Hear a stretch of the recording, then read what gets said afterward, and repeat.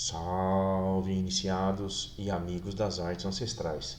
Sejam muito bem-vindos ao canal filosófico Carlos Pires, um espaço dedicado ao simbolismo. E hoje, na ordem do dia, mais um tema inquietante, emblemático e fascinante. A evasão maçônica. Existe uma crise na sublime ordem? Vamos aqui continuar nossa série sobre esse tema tão importante e atual. Para muitos, realmente existe uma crise, um declínio nos números. A estatística mostra isso, principalmente no mundo, Inglaterra, Estados Unidos, alguns países da Europa.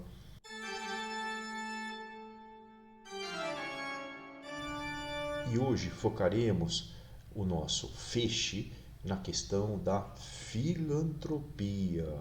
Ora, pois, será que existe alguma conexão entre o ato de fazer atividades beneficentes, caridade, muitas vezes no viés cristão, e filantropia, com o desejo que brota ali no coração do maçom de ir embora, abandonar as colunas? Uma hora aquele obreiro, às vezes novo, às vezes nem tanto, pensa assim: puxa vida, acho que eu vou sair desse grupo, viu? Realmente vai ser melhor para mim não estar aqui com essa turma.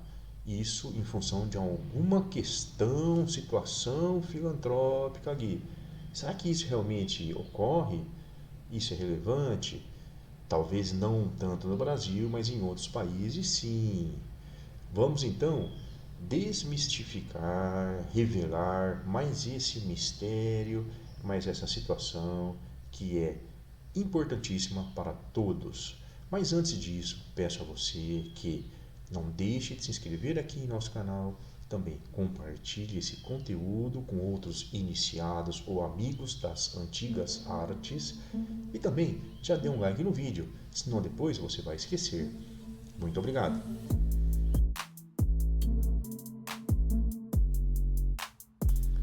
Meu caro, aqui definimos, dentre inúmeras possibilidades de análise desse fenômeno, evasão maçônica e filantropia, as 5 faces principais dessa situação, que é relativa, digamos assim, àquelas lojas ou oficinas que fazem muitas atividades filantrópicas, realmente desempenham esse papel que deve ser o esperado de todas as entidades que realmente se preocupam em tornar melhor a humanidade, mais feliz, mais justa, daqueles cidadãos também livres de bons costumes. Isso realmente é a atitude que é esperada em todos os momentos, todas as situações.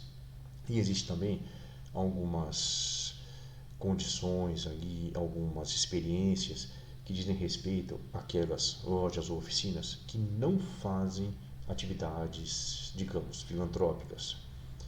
Vamos aqui começar então pela primeira instrução, viagem ou face de todo esse tema. Lojas fazem muitas atividades beneficentes. Por exemplo, imaginemos um grupo lá nos Estados Unidos, onde é muito comum isso, Washington, Chicago, sei lá, Los Angeles. Existe um grupo lá de 100 obreiros da maçonaria que fazem eventos todo mês, rifas, quermesses, feiras, lá uma distribuição de sopa no deserto e assim vai. E temos ali um maçom que recentemente foi iniciado. Durante aí o processo, aquela fase de análise do candidato, de tratativas sobre a sua admissão, foi explicado para o então candidato que a maçonaria é uma entidade filantrópica que faz beneficência e que isso é esperado de todos aqueles membros que se dediquem um pouco a isso dentro do possível. Mas o principal é o comparecimento às reuniões semanais ou quinzenais, os trabalhos efetivos maçônicos. Pois bem, esse cidadão foi admitido, foi iniciado, ele tem uma vida muito corrida, por volta ali dos 40 anos, filhos pequenos, 2, 3 empregos, montou uma empresa, uma startup, viaja a trabalho, está cuidando da sogra que não está muito bem de saúde, etc. Então, quando começa aí a sua vida maçônica, ele percebe que ele não tem condição, não tem tempo livre para se dedicar aos eventos beneficentes daquela turma de americanos ali em Los Angeles, por exemplo, ele não consegue porque realmente só tem disponibilidade uma vez por semana para a reunião oficial. Ele não consegue ficar indo durante a semana, à noite, final de semana, ir lá na feira, se deslocar lá para aquela reserva nativa, onde vão distribuir ali umas ervas medicinais para o pessoal que está precisando. Portanto, com o passar do tempo, ele começa a ficar um pouco desgostoso ali, porque ele sente que está em falta com a turma, em falta com essa missão que é proposta ali por aquele grupo. É uma questão de foro íntimo. Ele fala: puxa vida, eu não estou participando. Talvez daqui 20 anos, 30 anos, quando eu estiver aposentado, ainda com saúde, se possível, vou ajudar bastante, mas agora não dá. Isso, para algumas pessoas, é um pouco desagradável, incomoda, ali, pesa na sua consciência e pode levar realmente à desistência. Uma hora ele fala: se é para ficar vindo só na sessão semanal ou quinzenal aqui, e não participar de nada, eu fico muito chateado, então eu vou desistir dessa iniciativa. Quem sabe eu volte daqui uns 20, 30 anos. Não vai voltar, né? E aí eu retomo de outra maneira, em outra contingência minha pessoal, profissional, familiar mais favorável. Uma baixa a mais na maçonaria em função do grupo fazer filantropia, do obreiro não poder participar e ficar injuriado, chateado, angustiado consigo mesmo. Essa é a primeira causa, primeira instrução sobre essa questão. Filantropia e maçonaria em evasão. A segunda faceta dessa situação toda é mais ou menos similar a essa primeira. Essa oficina, imaginemos, lá na Inglaterra, em Londres, pertencente, jurisdicionada à Grande Loja Unida da Inglaterra. Faz muitos eventos também, tem mais ou menos 100 irmãos. E também existe um obreiro lá, um inglês muito educado, cortês, um cavalheiro, digamos assim, que não tem tempo para participar também daquela série de atividades que é feita ali pelos ingleses. Sabe que a turma ali, os britânicos, são muito dedicados à filantropia. Isso é uma questão histórica, cultural e também por incentivo da Grande Loja Unida da Inglaterra, que isso é muito salutar e favorável. E esse obreiro também não consegue participar dos eventos, porque ele também tem uma série de atividades na sua vida pessoal, demandas ali de trabalho, familiares, como aquele caso do norte-americano. E esse nosso amigo inglês também não participa, mas ele é um ser consciente, ele sabe que isso realmente acontece, foi orientado durante a fase da candidatura que não era fundamental ele participar desse tipo de atividade. Então ele está tranquilo, tem a consciência bem leve, sem nenhum ônus, sem nenhum tipo de, digamos, angústia ou tristeza por causa disso. Mas aqueles integrantes que estão ali capitaneando os eventos, as atividades, que participam, trabalham ali de uma forma muito dedicada, se sacrificam, começam devagarzinho a tratar esse cidadão de uma forma diferente, um olhar um pouco enviesado.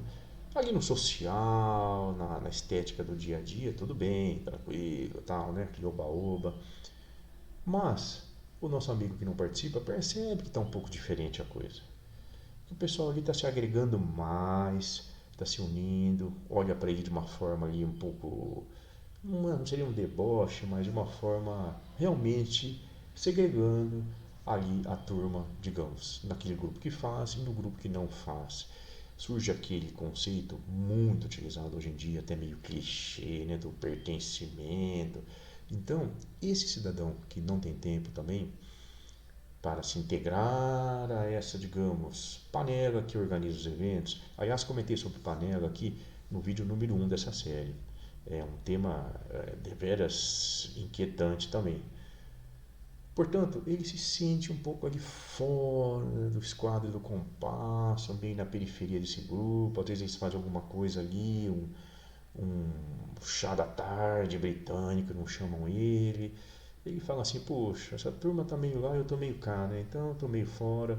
existe uma quebra, uma ruptura daquele princípio básico, essencial das colunas, que é a completa igualdade entre todos no tratamento, ali na sua imagem pública, na sua imagem de obreiro efetivo da entidade.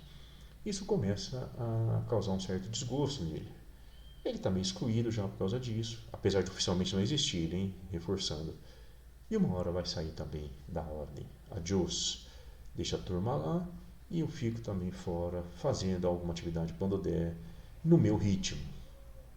Deu para entender a sutil diferença entre a primeira faceta e a segunda? Em uma, é uma questão de foro íntimo pessoal. Na segunda, ele devagarzinho, na prática, foi se sentindo excluído porque estava mesmo. Terceira instrução, terceira viagem. Agora, suponhamos que existe uma loja, uma oficina, digamos, lá na França, perto ali da Gare de Lyon. Uma turma se reúne semanalmente, me da grande loja da França Nacional, turma bem dedicada a fazer filantropia, atividades beneficentes, caridade e assim vai. E tem um obreiro que entrou há pouco tempo e que começa a se dedicar ali. Ao contrário dos outros dois iniciais, esse tem tempo. Ele já tem ali uns 60 anos, está meio aposentado, filhos criados, né? Então ele participa bastante. Vai ali na quermesse, na feira, vende croissants ali na Champs-Élysées para ajudar a entidade A, B ou C. Mas, devagarzinho, ele começa a perceber, isso é uma situação hipotética, tá? Não acontece nunca no Brasil, só no exterior. Nesse caso que estamos mencionando é na França. Ele começa a notar que não existe muita transparência ali na gestão desse, digamos, negócio beneficente. Não se sabe direito o custo dos insumos, quanto custou tal apetrecho, tal situação, por que fez contrato com a empresa A, ou B ou C, por que depois o arrecadado foi doado ali ou aqui, quanto foi, quanto sobrou, o que foi feito com aquele montante, sei lá. Não que haja algo errado, hein? Então ninguém está dizendo isso. Mas não existe essa tipo de transparência, algo como uma possibilidade de você checar, rechecar. Às vezes um ou dois centralizam tudo ali e você não consegue detectar mais ou menos os detalhes ali, contábeis. Levanta uma certa dúvida para esse obreiro aí. E chega um ponto que ele fala, peraí, isso está meio esquisito, né? Eu estou achando que no mundo prof isso acontece, a gente sabe disso, mas aqui acho que está meio estranho. Às vezes, ou sempre quase, né, é uma desconfiança desmotivada, exacerbada desse integrante. Mas como está meio esquisita a coisa, ele acha melhor abandonar a ordem. A evasão ganhou um pouquinho mais de força e vigor na sua estatística, nos seus números, infelizmente, em função dessa falta de transparência. Quarta instrução, quarta viagem ou a quarta face desse problema. Imaginemos agora uma loja, uma oficina lá na África do Sul. A turma está lá fazendo muitos eventos e um dos integrantes, também da mesma forma agora, ajuda bastante. Então ele deixa de dar plantões na sua profissão, seja qual for, ou não dá aulas extras se for professor, abandona um pouco os negócios da sua empresa, deixa de ficar um pouco com os filhos pequenos ali, com a sua esposa. Tinha uma festa para visitar a sogra ali na cidade do Cabo, ele não foi. E eu acho muito importante, e é mesmo, que se dedique aos eventos. Mas chegando lá, daquela loja, oficina da África do Sul, que tem 100 integrantes, ele percebe que tem uns 30, 40 que ajudam, participam bastante, sacrificam ali, algo muito bonito. Mas tem uma turma que não participa, não trabalha, não ajuda, e às vezes pior, ainda critica aqueles que trabalham. E quando tem alguma festa, por exemplo, eles vão fazer um desfile ali junto da Praça do Mandela, em Johannesburgo, para arrecadar uns fundos para a entidade X ou Y. E tem muito oba-oba, vinho, né? O vinho da África do Sul é muito bom, como sabemos. Esses daí que não trabalham, não participam, não sacrificam, vão lá na festa. Ficam ali ó, como convidados, né, no oba-oba. Existe algum problema nisso? Não. Como sabemos muito bem, ninguém é obrigado, do ponto de vista pessoal, subjetivo, a participar de qualquer tipo de atividade filantrópica sendo maçom. Não é necessário, obrigatório. É, digamos, salutar, desejável e esperado que ajude. A entidade é filantrópica. O maçom deve ser. Se for, ótimo. Então, esses que não participam vão ali só no queijo e vinho ali, comer os filés de javali, etc., da mamba negra. Eles também são maçons da mesma forma, não tem problema nenhum. E esse nosso querido novo mestre, que está um pouco aí cansado de ajudar e percebeu essa situação, começa a indagar os outros sobre isso. Ó, pô, nós vamos lá em 20, 30 ajudar e o resto ficaria só festejando. Isso tá meio estranho. Aí é explicado exatamente isso que eu falei. Não há problema nenhum. Vai quem quer, quem pode, quem tem aquele desejo na sua alma, no seu coração, né, algo do tipo. Ajuda. Quem não quiser, não vai. Ok, justo e tranquilo. Mas isso é muito belo, muito bonito na teoria, na visão doutrinária, ancestral, iniciática, está correto, mas hoje em dia, talvez, em algumas mentes um pouco mais racionais, surja aquele pensamento de que isso não está muito certo, né? Ou todos ajudam ou ninguém ajuda. Então a turma ou devia nem fazer nada então, ou faz alguma atividade, mas com todos participando. Porque isso às vezes incomoda alguns espíritos aí, um pouco mais inquietos. Então ele fala, pô, eu não admito isso, eu estou aqui fazendo, também não quero ficar aqui sem fazer, sem ajudar, mas não é legal ver ali que, sei lá, 60% da turma não ajuda nada. Acaba pedindo para sair. Ocorreu mais um incremento nos dados, na estatística da evasão maçônica. A quinta instrução, ou quinta faceta, ou viagem que relaciona a filantropia com evasão, diz respeito àquela oficina também, àquela turma. Vamos supor agora que estando lá no Japão, periferia de Tóquio, a maior cidade do mundo, 30 milhões de habitantes, um monstro, o dobro de São Paulo, por exemplo. E tem uma turma que está se reunindo ali e que faz muitos eventos. A média de idade é um pouco mais avançada, o pessoal é aposentado, está ali com a vida tranquila em termos de tempo, ainda tem saúde, executam eventos. Porém, o que acontece? Entra um jovem integrante ali da ordem que está ávido por estudos, está ávido por aprender, por participar ali, ter instruções, orientações sobre a experiência maçônica em si, a questão esotérica. Ele quer compreender, sentir ali nos seus afetos mais intrínsecos, nos planos mais profundos da sua alma, digamos assim, toda a essência, as sensações, emoções, assim como diria Roberto Carlos, da experiência maçônica.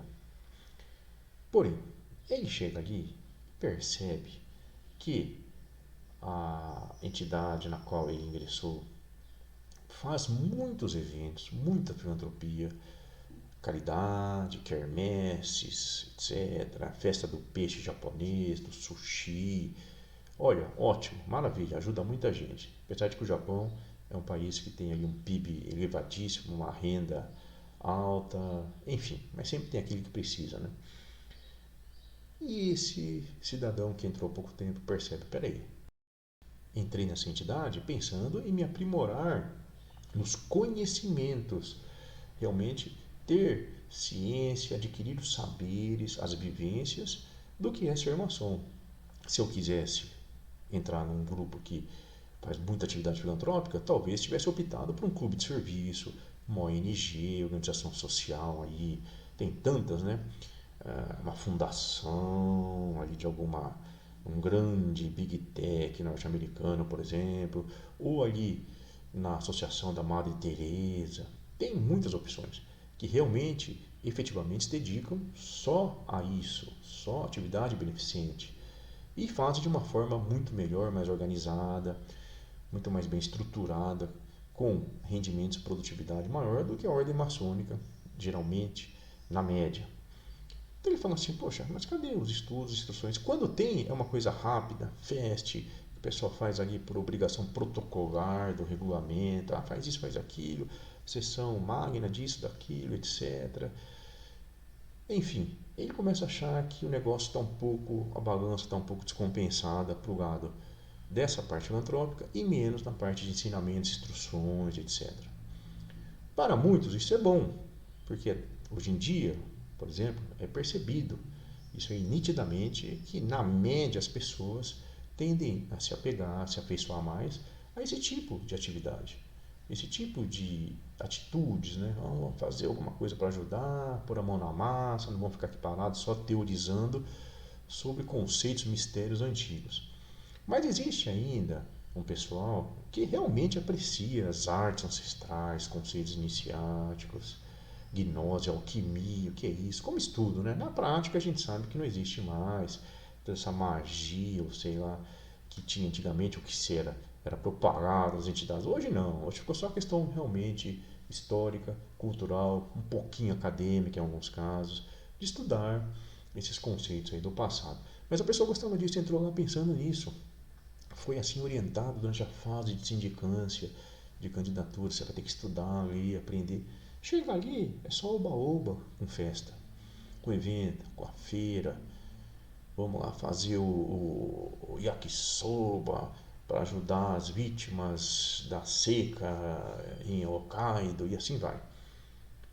Obviamente, chega uma hora que esse integrante vai falar: poxa, eu não estou certo aqui, eu que estou errado.